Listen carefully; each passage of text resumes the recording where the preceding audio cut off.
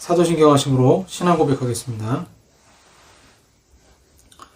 전능하사 천지를 만드신 하나님 아버지를 내가 믿사오며 그 외아들 우리 주 예수 그리스도를 믿사오니 이는 성령으로 잉태하사 동정녀 마리아에게 나시고 본디오 빌라도에게 고난을 받으사 십자가에 못 박혀 죽으시고 장사한 지 사흘 만에 죽은 자 가운데서 다시 살아나시며 하늘에 오르사 전능하신 하나님 우편에 앉아 계시다가 저리로서 산자와 죽은 자를 심판하러 오시리라. 성령을 믿사오며 거룩한 공예와 성도가 서로 교통하는 것과 죄를 사하여 주시는 것과 몸이 다시 사는 것과 영원히 사는 것을 믿사옵나이다. 아멘. 찬송하시겠습니다. 나의 죄를 씻기는 예수의 피밖에 없네.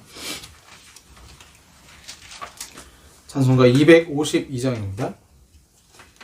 찬송가 252장입니다.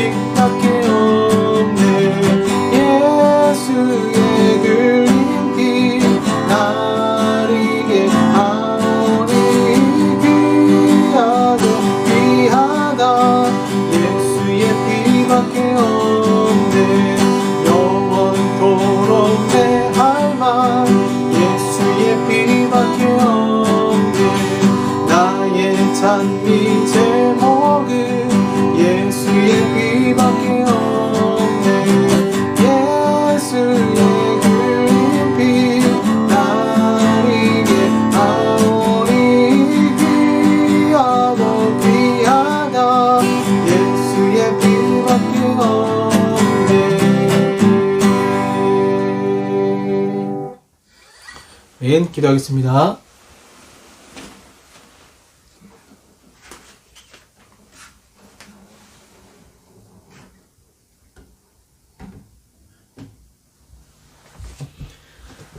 사랑과 은혜가 많으신 아버지 하나님 감사합니다. 저희들 한 주를 주님의 은혜로 기적으로 살았습니다. 주님 정말 우리가 그런 은혜 주신 하나님께, 보호해 주신 하나님께, 생명을 지켜주신 하나님께 마땅히 감사하며 살아야 되지만 저희들 감사하지 못하고 때로는 원망 불평하며 현재 고난 속에서 허우적거리며 입술로 주를 부인할 때도 있었고 너무 괴로울 때는 하나님을 원망할 때도 있었습니다. 이러한 저희들의 연약한 모습들 아버지 앞에 고백합니다. 시간 십자가의 보혈로 우리의 모든 죄를 사하시고 정결하고 깨끗한 심령으로 이 시간 예배드릴 수 있도록 주여 도와 주시옵소서. 인류 역사 속에서 수천 년의 시간 동안 하나님은 전쟁을 막으시기 위해서 때로는 질병을, 또 강대국이 약대국을 삼키려고 하는 그 상황 속에서 제국주의를 막기 위해서 때로는 하나님께서는 질병을, 패스트를, 팬데믹을 사용하신 것을 주요 보게 됩니다. 그리고 이번에 코로나19를 통하여서 연약한 자들, 소외된 자들이 얼마나 고통받고 그들의 삶이 얼마나 하나님 안타까운지를 하나님은 이 바이러스를 통하여서 극명하게 드러나게 하셨습니다. 그리고 실제로 지금 너무나 많은 사람들이 코로나로 고생하고 있고 어려움을 겪고 있고 경제적으로 또 물질적으로 또 병에 걸려서 힘들어하고 있습니다. 앞으로 확진자가 더 많이 나온다고 하는데 저희들 의지할 분은 오직 여호와 하나님밖에 없음을 이 시간 고백합니다. 세상 은슬로도 막을 수 없는 이 하나님의 재앙을 누가 막을 수 있겠습니까? 하나님이 그 재앙을 다시 걷어가시고 이 땅 가운데 우리가 이 지구를 제대로 살피지 못하고 기후변화라든가 이런 문제를 야기시킨 죄인들입니다. 그러나 주님 불쌍히 여기시고 다시 한번 인류를 통하여 하나님의 나라가 확장되게 하시고 하나님의 소망이 지구 위에 있음을 고백하게 하셔서 아직 주님 많은 사람들이 예수 그리스도를 믿지 못하고 있습니다. 모든 민족에게 복음이 증거될 때 그때가 끝이 오리라 말씀하셨는데 아직 하나님 저희들 그 사명을 완수하지 못하고 있습니다. 이 사명을 완수하기 위해서라도 요한계시록의 말씀이 성취되기 위해서라도 저희들 하루하루 정진하며 살며 지금의 또한 코로나19를 이겨내며 살아갈 수 있도록 주님 보호하시고 지켜 주시옵소서. 오늘도 말씀 가운데 찾아와 주시고 역사하여 주실 것을 믿습니다. 우리의 마음이 죽은 마음이 아니라 살아있는 마음으로 이 시간 예배드릴 수 있도록 주여 도와 주시옵소서. 예수님의 이름으로 기도합니다. 아멘. 성경 말씀 보겠습니다. 요한계시록 3장 1절에서 6절까지 말씀입니다.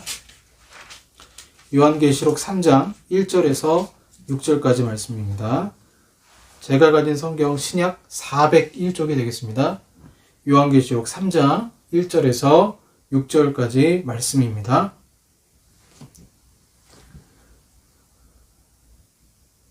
제가 봉독하겠습니다.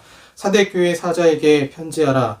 하나님의 7영과 7별을 가지신 이가 이르시되 내가 내 행위를 아노니 내가 살았다 하는 이름은 가졌으나 죽은 자로다. 너는 일깨어 그 남은 바 죽게 된 것을 굳건하게 하라.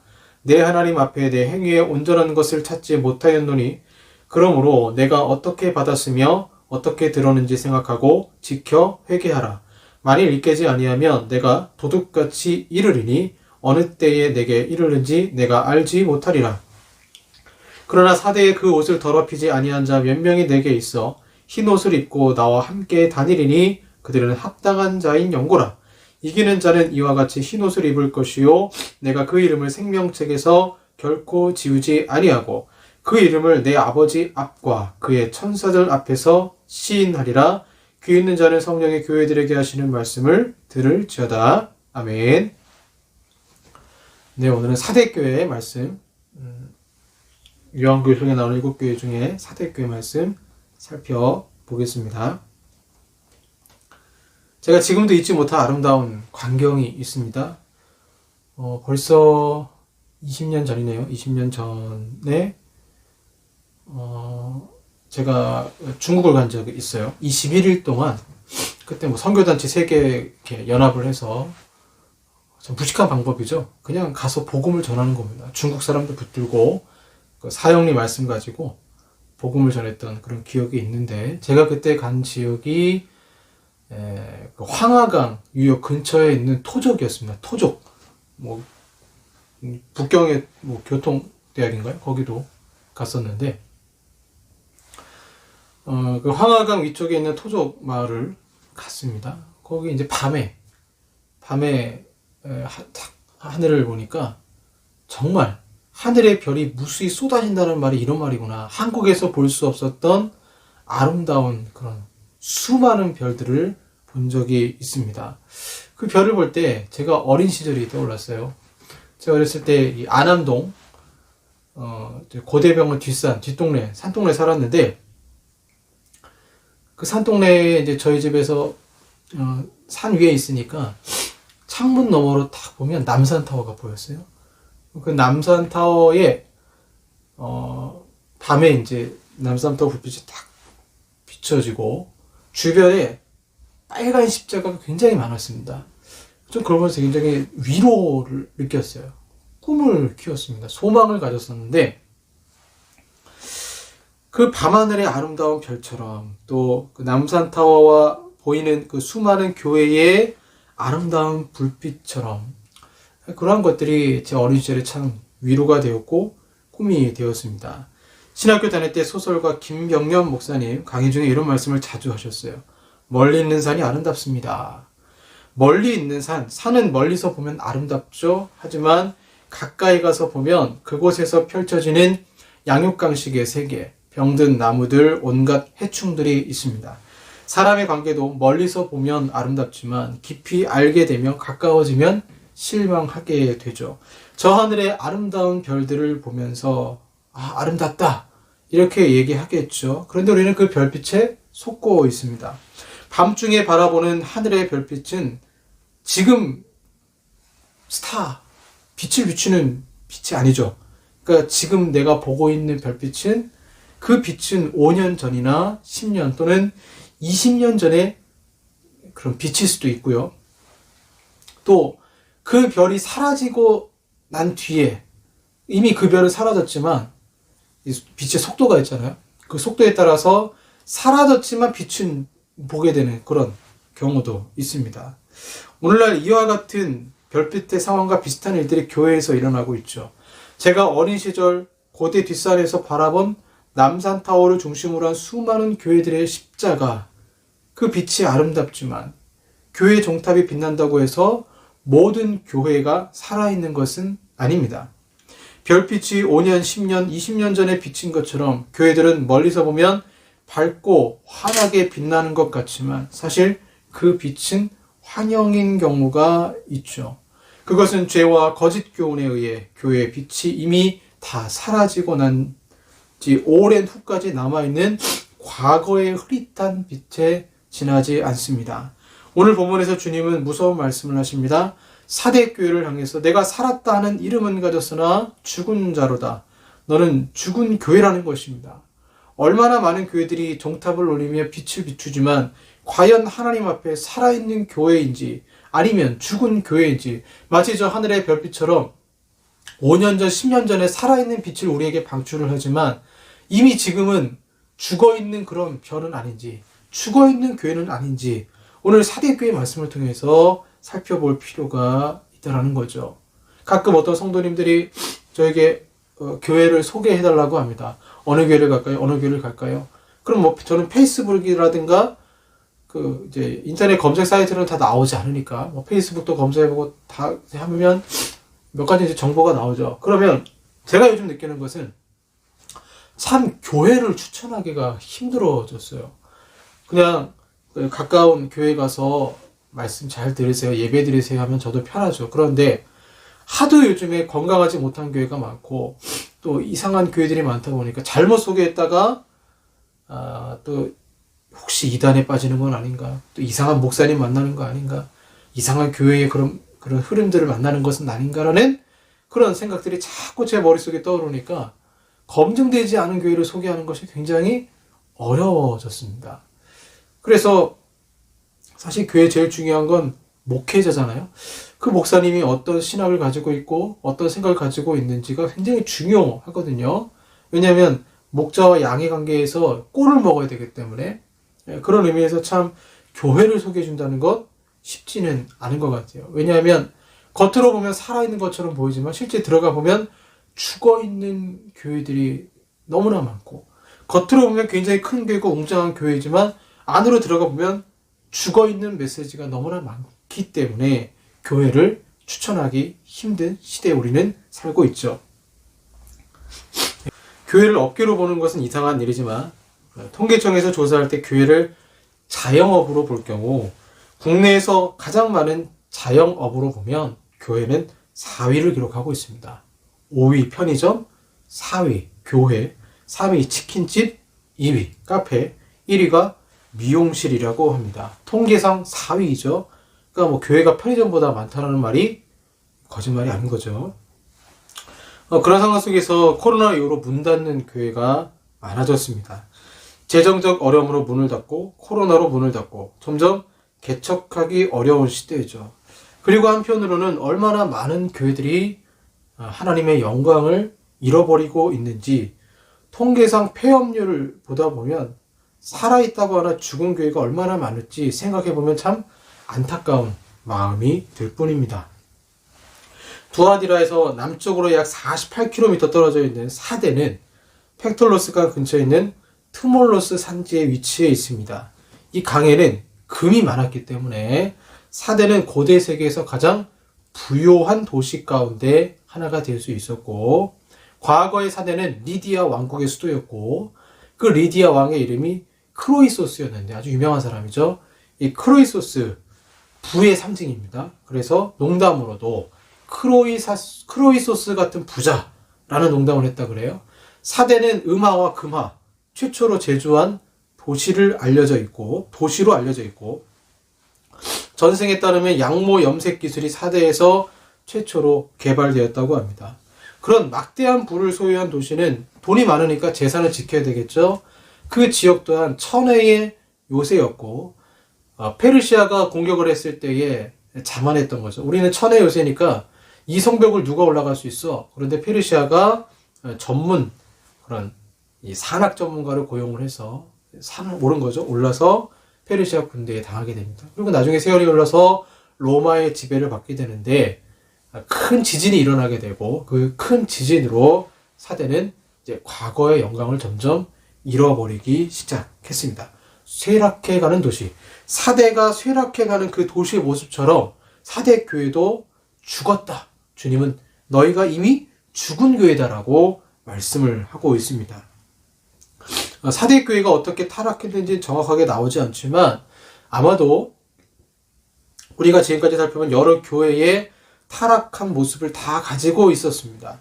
40년도 채 못 되어서 이 사대 교회도 에베소 교회처럼 처음 사랑을 버렸고, 버가모 교회처럼 세상과 타협했고, 두아디라 교회처럼 부패에 치우쳤습니다. 예수님은 사대 교회가 죽었다고 했는데 살아있는 교회와 죽은 교회를 어떻게 우리가 분별할 수 있을까요? 굉장히 중요한 부분이죠. 내가 다니는 교회가 살아있는 교회인가 죽어있는 교회인가, 하나님이 살펴보시는 내 자신의 심령은 살아있는가 죽어있는가, 그 명확한 기준이 오늘 1절 말씀에 나와 있습니다. 하나님의 7영과 7뼈를 가지신 이렇게 말씀을 하고 있죠. 자, 하나님의 7영과 7뼈를 가지신 우리가 지금까지 살펴본 여러 아시아 7교회에 예수님이 등장하는 그 모습, 그 등장하는 모습을 통하여서 그 교회를 향한 메시지, 1차적 메시지가 전해진다고 했습니다. 그런데 사대교회는 예수님이 하나님의 7영과 7뼈를 가지신 즉 7영은 성령을 가리키잖아요. 그리고 7별은 지도자를 가리킵니다.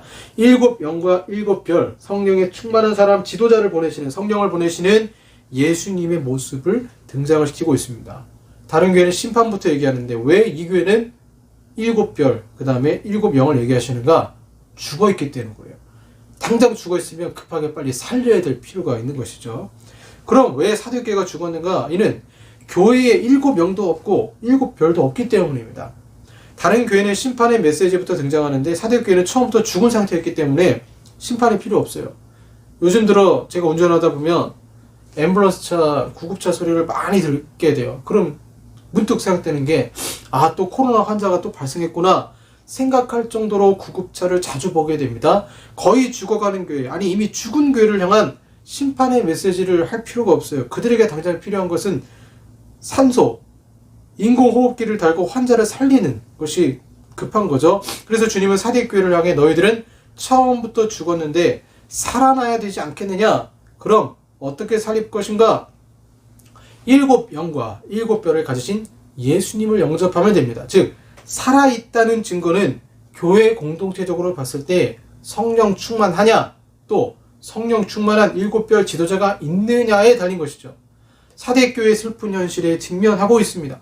그들에게는 성령도 없었고 영적으로 자격 있는 목회자도 없었습니다.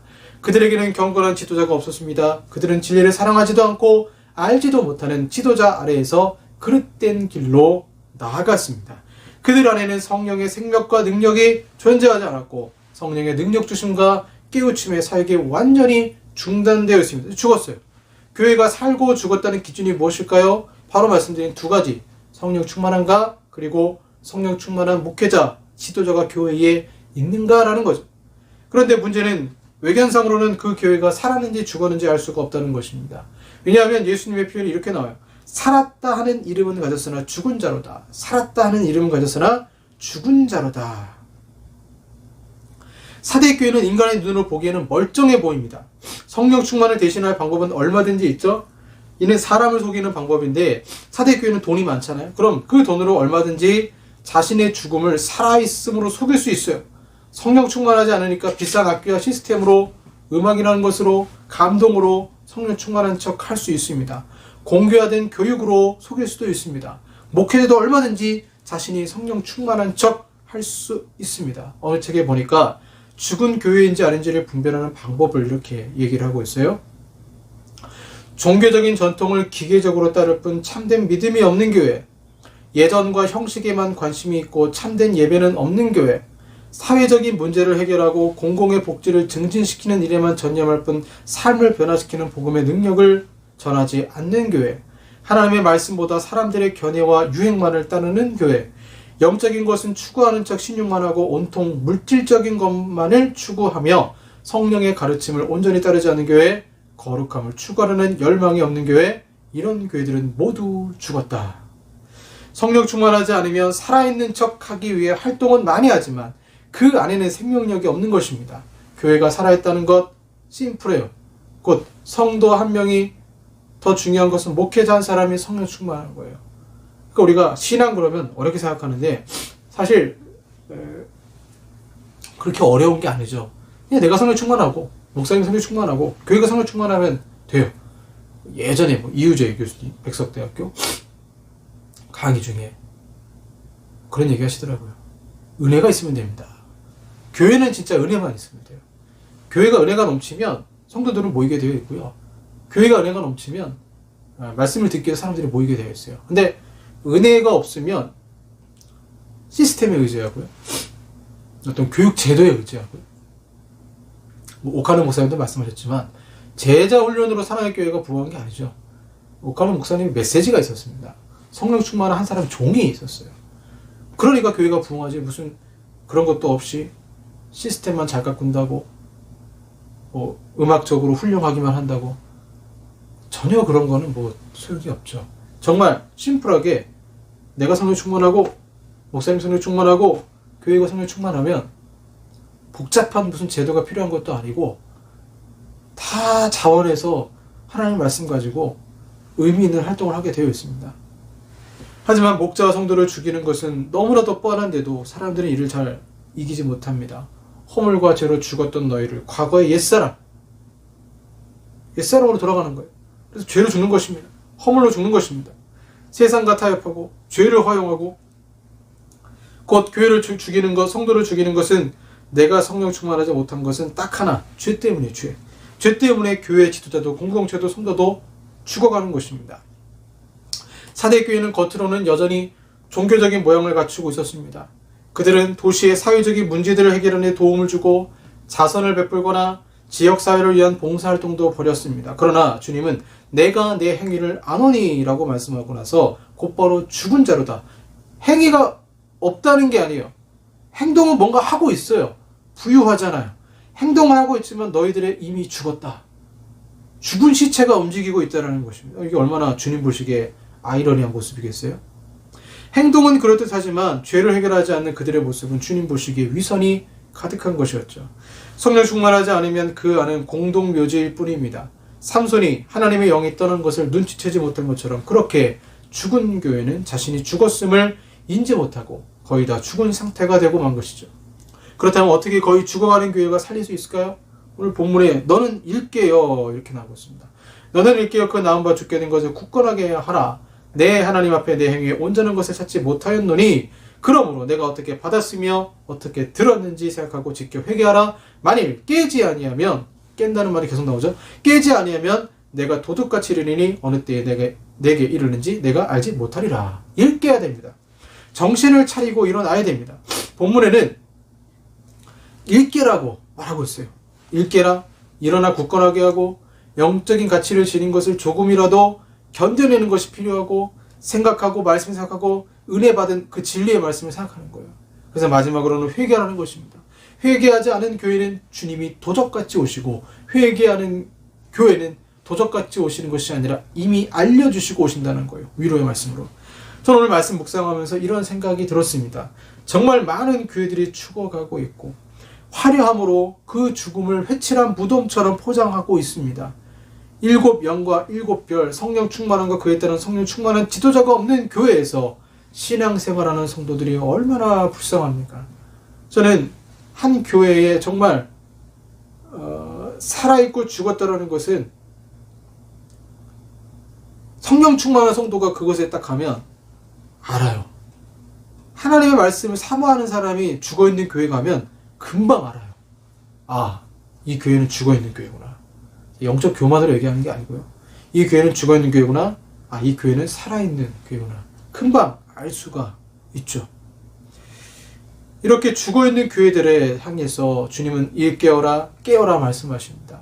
그런 의미에서 우리 한국교회는 참 아주 소중한 전통이 있죠.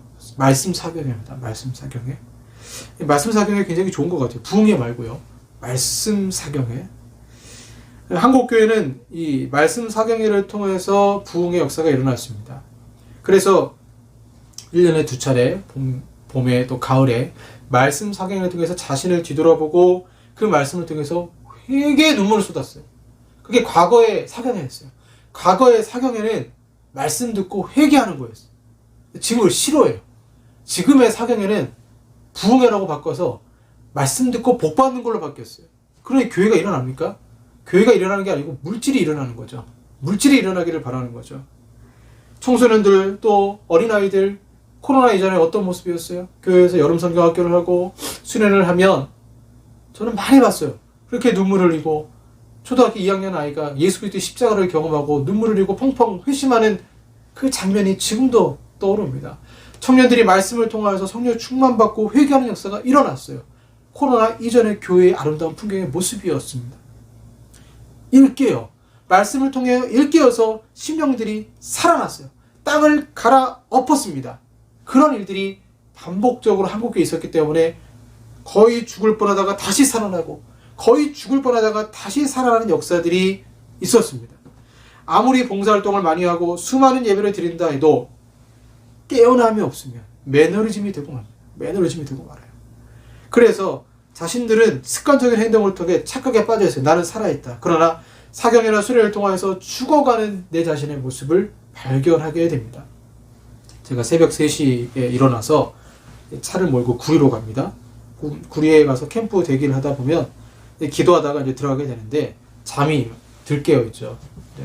비몽사몽간에 가다가 이제 차에다 이제 물건을 적재하면 이제 적재하는 게 쉽지 않거든요. 그 테트리스 게임하는 것처럼 적재를 해야 되기 때문에. 그러면 이제 적재하고 땀을 흘리면 그때 잠이 확 깨요. 확 잠이 깹니다. 뭐 마스크를 하고 있기 때문에 안경에는 물이 가득 차져 있기 때문에 신기하게도 물건을 다 싣고 나면 정신이 번쩍 듭니다. 제가 이제 커피를 싸가는데 커피로도 깨우지 못하는 반수면 상태를 땀 흘림으로 인함으로 정신이 들어요. 우리의 영혼도 마찬가지입니다. 육신이 일한다고 영이 깨어나는 게 아니에요. 육신이 뭔가를 흘려야 영이 깨어나는 거예요. 그래서 주님을 만나려면 그런 얘기 있잖아요. 땀을 흘려야 되고, 기도하다가 눈물을 흘려야 되고, 피를 쏟는 일들. 그래서 3가지 액체가 흘러야 된다 이런 얘기를 하는데, 일을 할 때도 육신에 땀을 흘리면 정신이 번쩍 드는데, 이 영혼의 정신이 번쩍 드는 것은 내 육신의 눈에서 눈물이 나고 내 땀샘에서 땀이 솟아날 때, 즉 하나님의 일을 하면서 기도하면서 그렇게 붙들며 기도하고 씨름하고 나아갈 때에 그 영은 깨어나게 되어 있다라는 거죠. 죽은 자들은 수위를 입지만 오늘 예수님께서는 사대교회 그럼에도 남은 자들이 있다고 말씀하십니다. 그들은 흰 옷을 입습니다. 예수 그리스도의 피 묻은 옷을 입고 영원히 하나님과 함께 거하며 천사들과 성부 하나님 앞에서 그들이 오히려 하나님이 우리를 시인하십니다. 그래 너는 참된 예수의 제자다. 천사들이 그 흰 옷을 보고 인정한다라는 거예요. 우리가 그런 사람이 되어야 되지 않겠습니까? 주님이 이렇게 말씀하셨을 때 5절 말씀 보시면 4절 5절 말씀 보시면 그러나 사대에 그 옷을 더럽히지 아니한 자 몇 명이 되게 해서 흰 옷을 입고 나와 함께 다니니 합당한 자인 영고라. 자, 이기는 자는 이와 같이 흰 옷을 입을 것이요 내가 그 이름을 생명책에서 결코 지우지 아니하고 생명책에서 절대 지우지 아니하는 축복을 받게 됩니다. 교회 이렇게 경고했어요. 사대교회 예수님이 이렇게 경고했습니다. 어떤 일이 일어났을까요? 2세기에 멜리토라는 이름의 충실한 목회자이자 변증가가 있었어요. 이 사람은 최초의 요한계시록 주석을 했다라고 알려져 있습니다. 그가 바로 사대의 감독으로 일하게 돼요. 목회자가 된 거죠. 담임 목사가 된 거예요. 사대의 감독이 되었습니다. 교회가 어떻게 됐을까요? 자, 살아있는 성령 충만한 목회자가 사대로 갔어요. 죽은 교회 갔어요. 사대교회 죽었을까요? 살았을까요? 살았죠. 죽었던 자들 가운데 회개와 믿음을 통해 영적 생명 회복의 역사가 사대교회에 일어났던 것입니다. 하나님은 교회를 어떻게 살리셨습니까? 결국 지도자, 목회자, 성령 충만한 목회자, 7영과 7뼈를 가지시니까 7영, 성령 충만한 지도자를 교회에 보내셔서 말씀하시고 그 말씀을 통해 일깨어 일어나 성도들은 회개하고 일어났던 것입니다. 우리도 살 수 있습니다. 내가 속한 교회도 다시 살 수 있습니다. 흰 옷을 입고 생명책에 그 이름이 기억되며 하나님이 나의 자녀라 시인하신다는 그 놀라운 축복을 누리시길 바랍니다. 그래서 우리는 더 한국교회를 위해서 기도해야 되고 내가 속한 교회를 위해서 기도해야 됩니다. 살았다는 이름은 가졌으나 죽은 자가 되어서는 안 됩니다. 정말 살아있는 자는 내가 만약 살아있는 성도라면 교회가 죽어있어요. 여러분 지금까지 보면 아시아 7교회 그런 교회가 많잖아요. 교회는 죽었는데 성도는 살아있는 경우가 있어요. 그 소수의 성도들이 목사님 향해서 우리 교회 죽었습니다. 교만한 거죠. 그렇게 하면 안 되고 오히려 죽어있는 그 교회를 향해서 그 목사님을 위해서 계속 눈물로 중보하고 기도하는 일이 필요해요. 나머지는 하나님이 섭리하시고 역사하시는 것이지 내가 그럼 이 교회를 변화시키겠어. 그건 교만한 것입니다. 그렇게 하면 안 되고 기도하고 깨어있기를 바라고 마치 2세기에 죽어있던 교회에 하나님이 누굴 보내셨어요? 살아있는 목회자, 성령 충만한 멜리토를 보내셔서 그 말씀을 통해 사대교회를 성도를 살리신 것처럼 하나님은 얼마든지 그러한 역사를 우리 가운데 베푸실 수 있습니다. 중요한 것은 교회가 살아나기를 우리는 기도하고 교회 담임 목사님이 살아나길 기도하는데 중요한 건 먼저 나예요. 내가 지금 성령 충만하냐? 내가 지금 깨어있느냐? 내 자신을 말씀으로 살펴보시고 성령 충만한 주의 종들이 되시길 바랍니다. 기도하겠습니다. 사랑의 아버지 하나님 감사합니다. 살았다 하는 이름은 가졌으나 죽은 자로다. 얼마나 심각한 말씀인지요. 다시 그 말씀을 생각하고 깨어 일어나야만 살 수 있음을 주님 말씀하십니다. 우리도 아무리 코로나가 이 땅 가운데 유행한다 할지라도 하나님 말씀으로 깨어 일어나 정신을 똑바로 차리고 살아있는 교회의 성도의 모습으로서 살아갈 수 있도록 주여 도와주시옵소서. 예수님 이름으로 기도합니다. 아멘.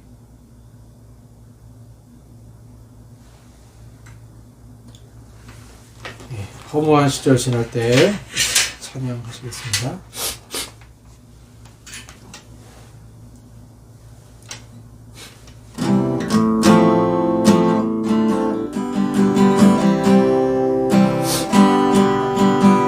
허무한 시절 지날 때 깊은 한숨 내쉴 때 그런 풍경 보시며 단식하는 분이네.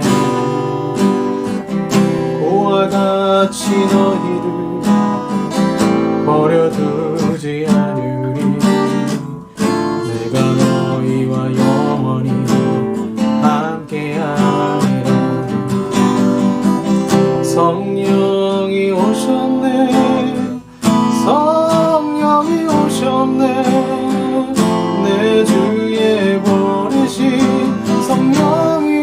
오셨네. 우리 인생 가운데 진히 찾아오셔서 그 나라 꿈꾸게 하시네. 없는 자가 진짜 자유함이 없는 자, 피난처가 되시는 성령님 계시네. 주의 영이 계신 곳에 참 자유가 있다네. 진리의 영이신 성령이 오셨네. 성령이 오셨네. 성령이 오셨네. 내 주에 보내신 성령이 오셨네. 우리 인생 가운데 진히 찾아오셔서 그 나라 꿈꾸게 하시네. 험한 시절 지날 때, 험한 시절 지날 때, 깊은 한숨 내쉴 때, 그런 풍경 보시며 단식하는 분이네. 보와 같이 너희를 버려두지 않으리. 내가 너희와 영원히 함께하리라. 성령이 오셨네. 성령이 오셨네. 내 주에 보내신 성령이 오셨네. 우리 인생 가운데 진히 찾아오셔서 그 나라 꿈꾸게 하시네. 성령이 오셨네. 성령이 오셨네. 내 주에 보내신 성령이 오셨네. 우리 인생 가운데 진히 찾아오셔서 그 나라 꿈꾸게 하시네. 그 나라 꿈꾸게 하시네.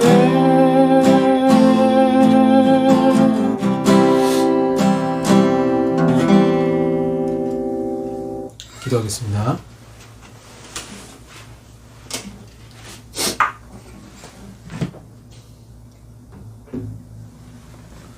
주님, 저희들이 죽은 성도가 아닌 살아있는 성도로 아버지 앞에 영광 돌리기를 원합니다. 오늘도 귀한 예물 아버지 앞에 드립니다. 우리의 감사와 11조와 하나님 예물을 받으시고 각자의 기도에 주님 응답하시고 역사하시며 또 한 주 동안도 코로나 바이러스로부터 지켜주시고 은혜로 우리를 함께하여 주시옵소서.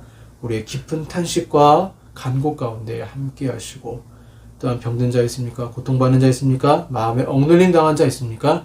주님 치료하시고 역사하여 주시옵소서.